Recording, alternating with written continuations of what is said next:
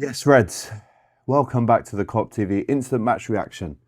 Wow, 5-star Reds. Someone was due a battering, and tonight it was the Frankfurters that got sausaged. Yeah, smash that like button, get your comments in, people. What a performance that was then. Let's get into this one. I want to see man of the matches, moments of the matches. 5 different goal scorers for Liverpool tonight. Brilliant, absolutely brilliant. Really happy with the performance. Obviously, the result, goal difference does count in this league now that we're in the new phase of the Champions League group phase table. So you have to keep an eye on the other results because the goal difference does matter. That could be the difference between you automatically qualifying and a playoff. So it's good to get as many goals as possible tonight. Really good confidence booster in front of 58,700 fans in the Deutsche Bank Park tonight, which, you know, as a football club to go to, yes, on paper it's Frankfurt. Yes, both of their games in the Champions League so far have been either a 5-1 win or a 5-1 defeat. Add another 5-1 tonight, and this is unbelievable inconsistency from them. But their fans, the atmosphere, you could barely hear a whistle. I mean, the opposite. All you could hear was whistling. You couldn't hear anything else in that stadium. And big up to all the Liverpool fans that travel tonight. That's going to be a trip to remember. Get home safely. But let's get into this one. The lineup. I think a lot of Liverpool fans were very happy with that lineup. It included Robertson, included Wirtz from the start, Curtis Jones, Ekitike and Isak in the same team. So I would say a big thumbs up for that. The bench having the likes of, you know, Bradley, Chiesa, Gomez, McAllister, Salah all to bring on is some bench for Liverpool. Probably one of the best benches in Liverpool's history of all time. But yeah, listen, the game started off poorly, let's admit it. Again, we were looking for a bounce back. 1-2, not even a defeat would be nice. But the way that Liverpool controlled the game after they went 1-0 down, which actually woke them up really, was absolutely scintillating. So big up to Arne Slot for getting it right tonight. And what we did see tonight was almost a 3 at the back in Konate, Van Dijk and Robertson. You almost had Frimpong and Jones tucking into that left side overlapping. You also had Gakpo dropping in. Robertson, when he wasn't in that 3, in possession, out of possession, he was definitely overlapping. Massive shame again for Jeremy Frimpong, who can't seem to catch a run of form or just a few games without an injury at the minute. Really feel for him. It looks like a hamstring. Again, that's another one to add to the list, the ever-growing injury list at Liverpool at the minute. But listen, the start wasn't amazing. It wasn't electrifying. Yes, a lot of corners early on, which obviously later on in the game we did definitely take. But the early kind of signs were this is going to be another frustrating night. But what was it? 26 minutes in, Christensen, the defender that used to play for Leeds in the Premier League, scores an unbelievable goal. The way they've worked that, and again, from a Liverpool attack, they've kind of got the ball, played themselves out of trouble in the triangles. They find Goetze, he takes it and knocks it round to Christensen, and it's a great finish. It's through Robbo's legs, across the goalkeeper. How many times have we seen that in this competition, where a player pulls the trigger back, they look to shoot across goal, and it goes through the defender's legs, and it's a really good finish, actually, from start to finish. An unbelievable team goal from the Germans. But then Liverpool click into gear. And again, interesting, wasn't it, to see the link up between Ekitike and Isak, who actually came off at half-time. We hope that's a precaution. We don't suspect there's any injuries there, but we'll wait to see what Arne says in his press conference. But Liverpool, again, from a Frankfurt attack, and at this stage, they're breaking again, they're pushing, they're knocking for a second goal. You're thinking, where is this game going now? And then after 35 minutes, you see how open they are, and you think, we have to win this game tonight. And actually, brilliant ball from Andy Robertson, right? Fantastic. Wasn't appreciated at the time enough by the commentators. But Andy Robbo kind of looks up, and instead of maybe taking a touch, playing the safe route, he sees Ekitike going.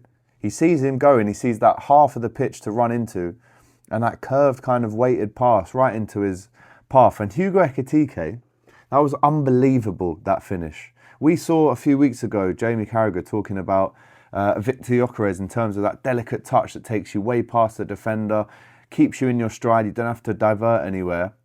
This is what he was talking about. That is a Thierry Henry-esque finish on the break, on the counter. He takes that first touch, he's got that electrifying pace. But for me, the second touch across Koch, the defender, who used to play for Leeds as well, I think, across him, so delicately where he doesn't have to rush or overdo his touch. It's a beautiful touch across the defender, which means one or two things for the defender. You either take him out and get a red card, or you risk everything and go for the ball. If you don't win the ball, you're getting sent off either way. It was still early on in the game. He kind of puts his arms to the side, Koch, and he says, go through.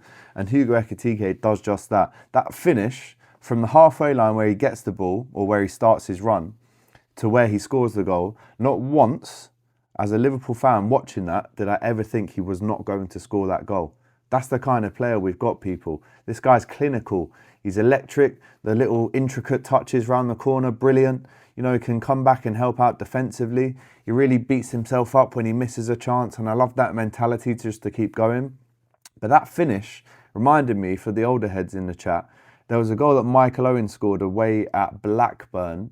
I'm going to say it was 1998/99 season, where the ball breaks from him in the halfway line. He heads it, takes that touch across the defender. For strikers that are in form, that have confidence, that's the kind of touch you take across the defender, and then you've made it so easy for a one-on-one, you just finish, right? Which sounds very, very easy, but how many times in the past have we seen strikers go through, Carroll's, Benteke's, you know, even Nunes, where you're not 100% sure that they're going to score it? Hugo Ekitike is clinical, mate. He takes that touch across the defender and slots it home, doesn't even celebrate as well. Fantastic goal. Virgil van Dijk, 4 minutes later, we're starting to cook now. And again, I've criticised Liverpool's corner taking in recent weeks, and Cody Gakpo taking them at 6'4", but that's a brilliant ball in. Virgil attacks it, heads it down, 2-1, and then only 4 minutes after that, Ibu Konate, again from a corner, this side, the other side.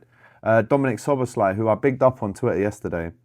Dominic Szoboszlai has been our best player this season. In terms of consistency, in terms of being that one that will put his ego to the floor and go, yeah, I'll go right back. I'll assist the winner at Newcastle away, even though I didn't touch the ball. It's that thinking. He was up and down tonight like a blue-ass fly. Unbelievable performance. He gets his assist, but then he gets his goal at the end as well. Dominic Szoboszlai, in my opinion, best Liverpool player this season. Let me know what you think in the comments. Again, massive confidence booster for both Van Dijk and Konate after criticism this week. And when these goals start flying in, you're going, why couldn't you do that on Sunday? What was wrong with you? But yeah, again, power header, brilliant ball in, outswinger, power header down into the goal. Shocking defending from Frankfurt, who, you know, you give them good value for their first 26 minutes where Liverpool weren't really in control of the game. But as soon as Liverpool scored, there was only one team ever going to win this game. And then you go in at half-time, Isak comes off again. We hope that's precautionary. Second half, Cody Gakpo gets his goal, so well deserved. He's on fire at the minute, personally, right? 3 goals for Holland in the break, a goal on Sunday, a goal tonight, and an assist. Cody Gakpo, fantastic. The player ratings I'm going to do straight after this, he's going to get a very high score. Make sure you guys head over to the channel as well for the player ratings. I want you to get involved in the chat. And then again, it was like 4 minutes later, we score again. There seemed to be a 4-minute period 3 times in the game where Liverpool went bang, bang, bang, bang, bang, bang. And that's what I love. The clinicalness, the ruthlessness. That was a 5-star performance from Liverpool tonight. 5-star. 5-star from Liverpool and Arne Slot.